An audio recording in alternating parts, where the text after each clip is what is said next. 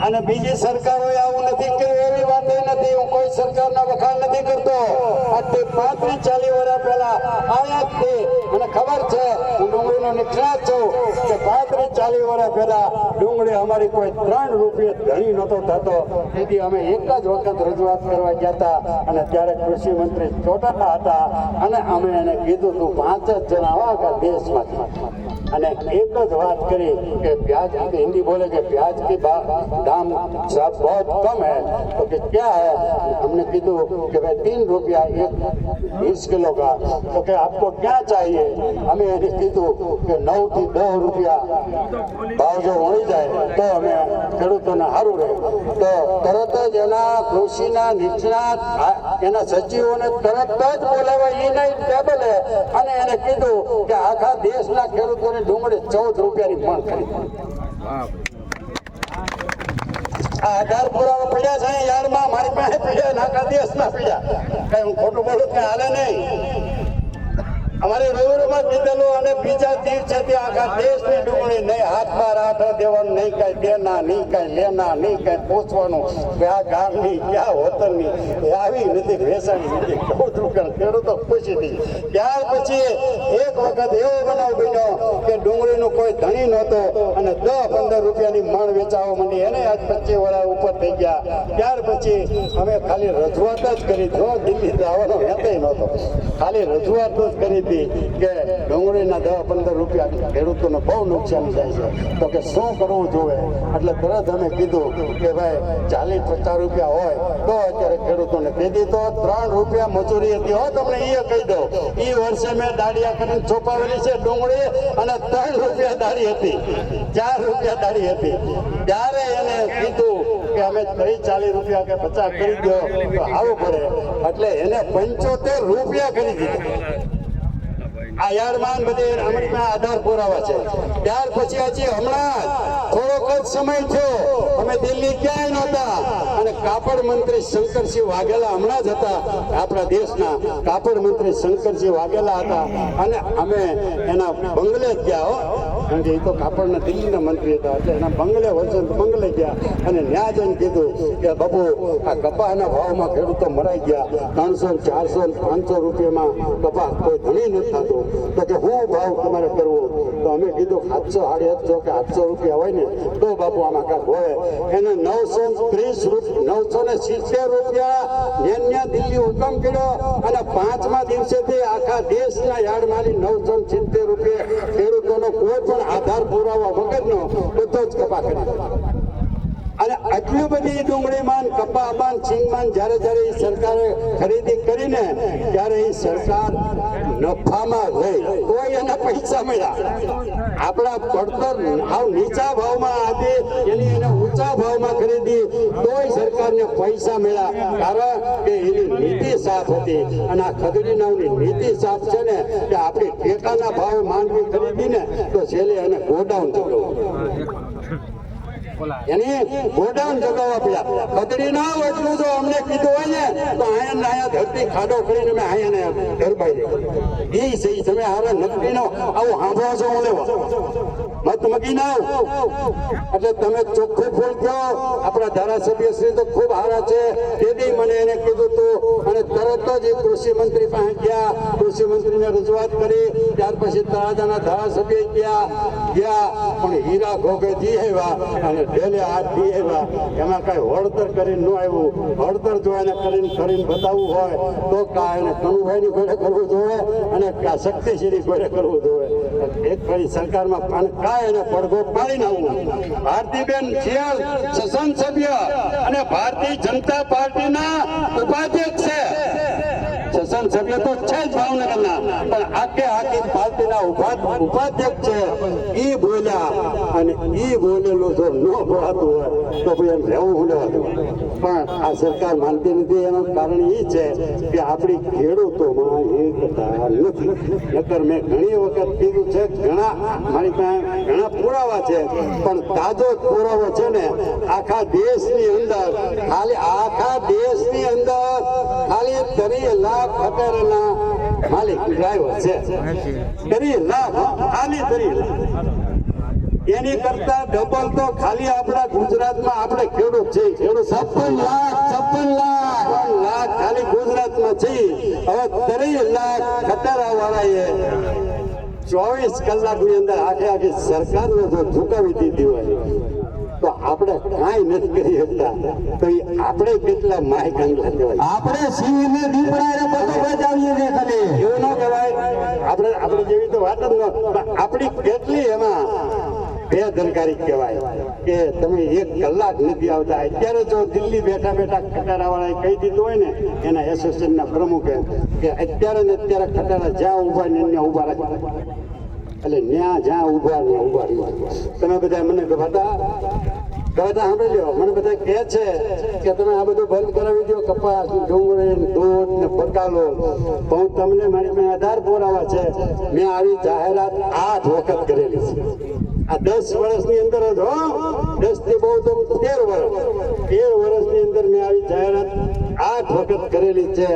અને મેં જેથી જાહેરાત કરી હોય ને તેથી દાખલા તરીકે તમને કહી દઉં કે અહીંયા મોવા યાર્ડની અંદર જો રોજ 50,000 કે દાખલા તરીકે રોજ 1 લાખ થેલી આવતી હોય ને અને મેં જાહેરાત કરીને તેથી 1.5 લાખ આવે. બોલો જાહેરાત ને પછી કેવી કરી કે અઠવાડિયું અગાઉ કર્યું. સવારમાં ઉભો થયો ને હાલી નીકળ્યો એવી નહીં. અઠવાડિયું અગાઉ કરી, ટીવીમાં આપ્યું, છાપામાં આપ્યું. તેથી તો બહુ વોટ્સએપ કે એવું નહોતું, મને બહુ ન ફાવતું. બધી જાહેરાત કરેલી પણ તેથી આવું થયેલું. ઘણી વખત દૂધની ઘણાઈ કરી તો દૂધમાં આવું થયેલું. તમને ખબર હોય તો કહી દો. હજી વરસ 1.5 વર્ષ થયું.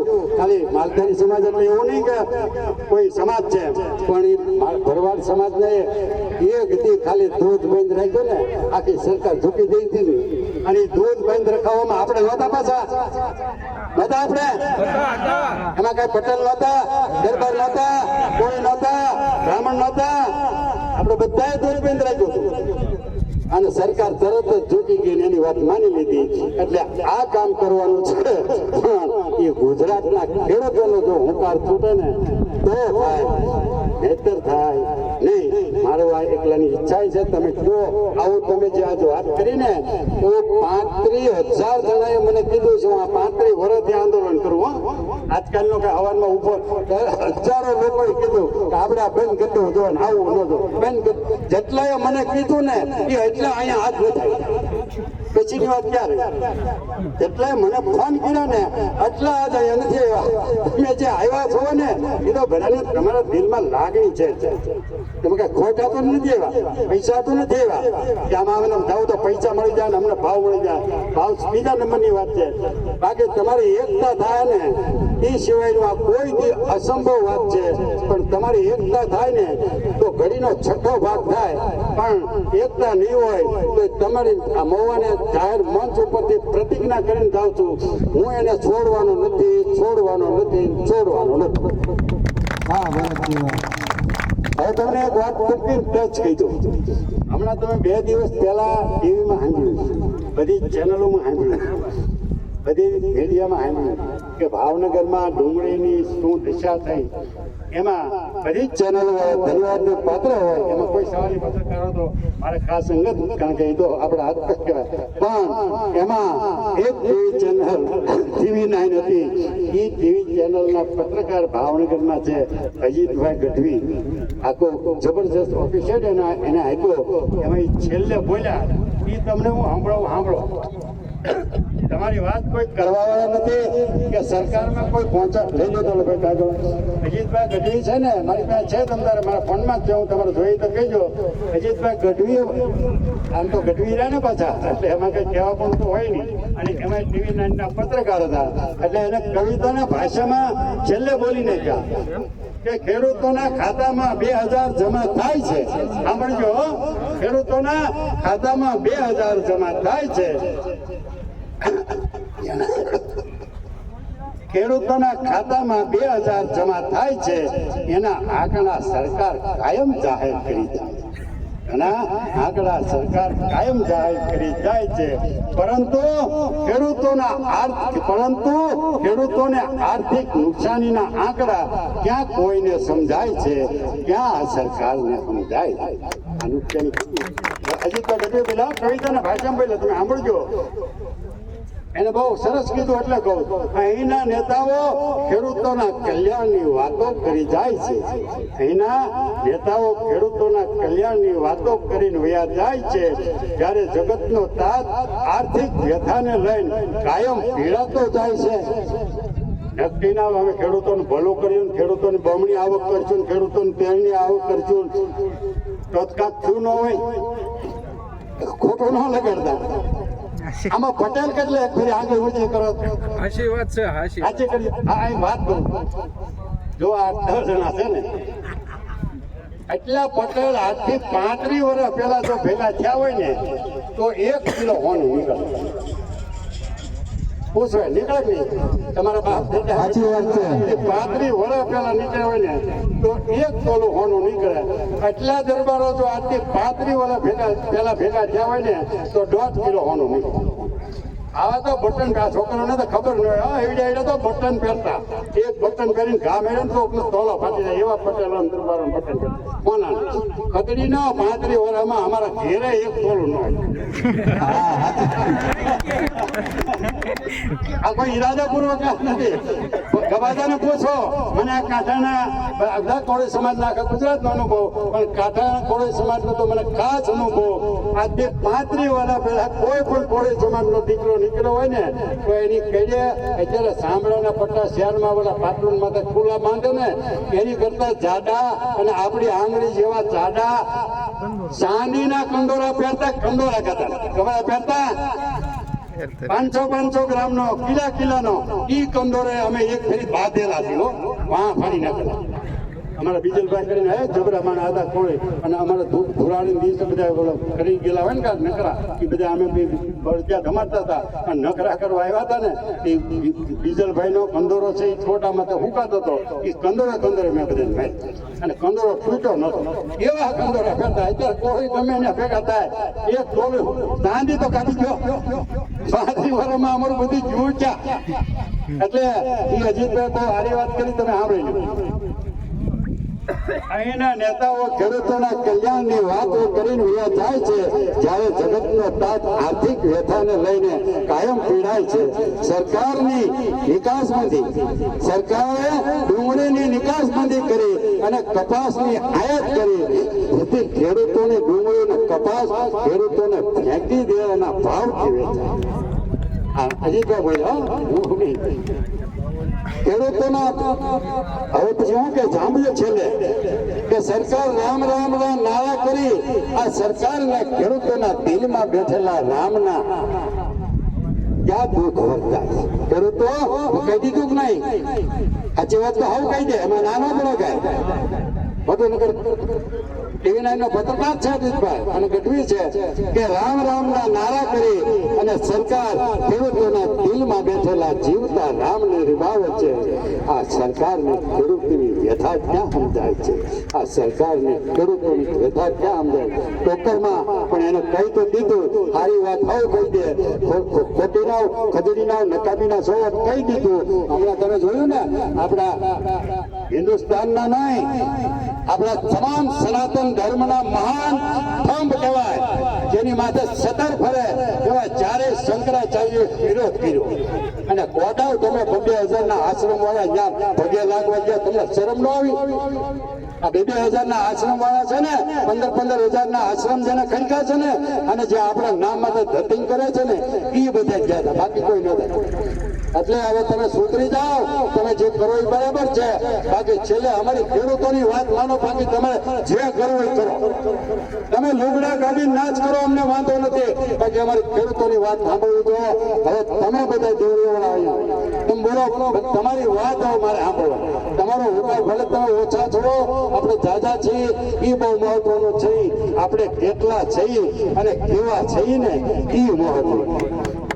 બાકી લાખોના ટોળા ભેગા થાય અને ભાગી જાય. હમણાં તમને કહું ને, હમણાં થોડાક દિવસ પહેલા 2 મહિના પહેલા યાર્ડમાં મીટિંગ કરી હતી આ બધા નેતા કે 5-10 હજાર ખેડૂત ભેગા થયા અને હળી ગયેલા બટાટાનું શાક હળી ગયેલા બટાટા હું જ્યાં જોવા ગયો બટાટા હળી ગયેલા ત્યાં માણસો ભેગા થાય આવા હાટું હું કહું છું ભજીયા હાટું અને દારૂ હાટું જ્યાં કર્યું ને એટલે તમને નડે આપણે દારૂ ભજીયામાં જે ઠોકતું ને આમ એટલે આપણને સહન કરવું પડે. પણ ઠીક છે, એ હવની ઈચ્છાની વાત છે. પણ હવે તમે બધા વાત કરો એ અમારે સાંભળવાનું છે. તમે બધા તમારો અભિપ્રાય કાંઈક જણાવો, તમારી વાત જણાવો. અને હરેશભાઈ તો આવ્યો, હરેશભાઈ તમને વાત કરી દો. ગભાતા ની બધા હરેશભાઈ નીચા કોટડાના છે, ગભાતા દિયાળના છે. આ બધા આંદોલન કરે આ બધા દિયાળના એવા બેથાળા બંધારો છે ને, દુનિયાની ફલક ઉપર જે ઝલક મારી ગયો ને આખી દુનિયામાં જે ચંચો ને એ મેથાળા બંધારોમાં મૂક્યા ગયા. હવે મુખ્ય ના ગયો અને હું એમાં છું એની હારો પૂછો બધે. આજની 2018 થી સરકાર 2005 થી કહેતી આવતી કે બંધારો બનાવી દેવું, બંધારો બનાવી દેવું. 2018 સુધી ન બનાવવાના બે સાક્ષી મારી પાસે આધાર પુરાવા.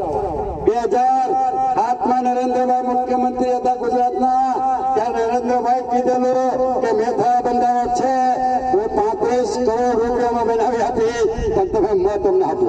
એટલે આ લોકો મત આપ્યા. એ પછી 2015માં આનંદીબેન મુખ્યમંત્રી થયા અને આનંદીબેને કીધું કે મેથાળા બંધારો અમે બનાવી દઈશું, 55 કરોડ રૂપિયા બનાવી દઈશું, પણ એની ન બનાવી.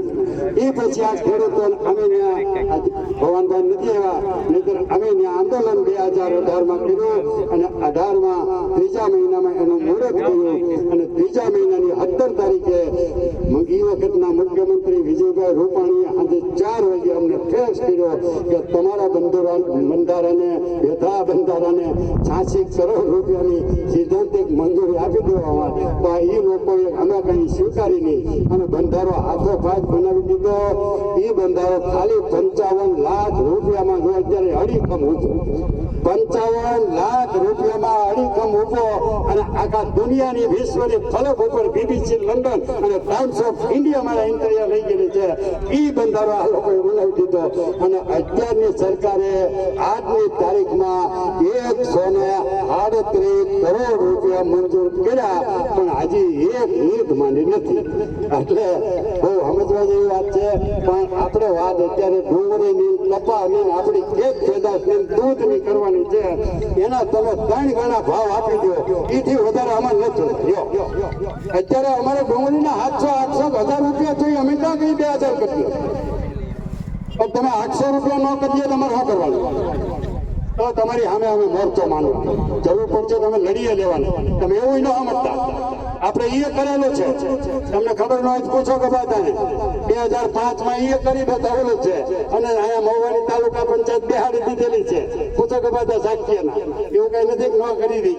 અમે ધારીએ બધું કરશું. એ અમારે ન કરવું પડે એવી અમે માનની CR પાટીલ સાહેબને વિનંતી કરીએ છીએ. વિનંતી નહીં, ચેલેન્જ કરીએ છીએ પટેલ કે તમે ફાંકા ઠોકવાનું બંધ કરો ને અમારી વાત સાંભળો, નકર 24માં સામે ઠોકી દેવું.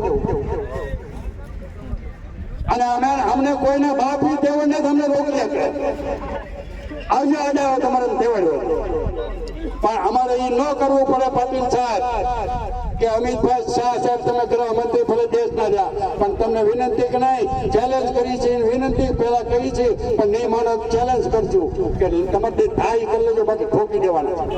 એ કોણ આ 26 નહીં 543 લડવાના છે તો આમ અમને. અને હવે આ કરી બતાવેલો છે, કરીને તમારી સામે આવેલો છો ને જીતીને આવેલો છો. એમ નથી કઈ નથી જીતી આવેલો, બધું કરેલું છે ને બધું કરવાની કહેવત છે. પણ અમારે કઈ આ જાતિ ઉંમરે ન કરવું પડે. અને પાછા ઓલી કહેવત છે ને કે અત્યારે મારે ખેંચવી ન પડે મિયાનમાંથી, એ ધંધા ન કરાવતા સમજી જાઓ. અમને ખાલી 700 રૂપિયા ડુંગળીને આપી દો ને, 25,000 રૂપિયા કપાના આપી દો, બધી વસ્તુના અમારે દૂધના 100 રૂપિયા કરી દો. દૂધ તમારું ડોહું અત્યારે 50-60 રૂપિયાના લીટર વેચી ને એમાં અમારી ભાઈઓને સાણ માસીદા જે ઘર એટલું જ વધે. એટલે મહેરબાની કરી તમે અમને અમારી ખેડૂતોની વાત સાંભળો. હવે તમે દેવળિયાવાળા બોલો, પછી આપણે કનુભાઈને સાંભળવાના.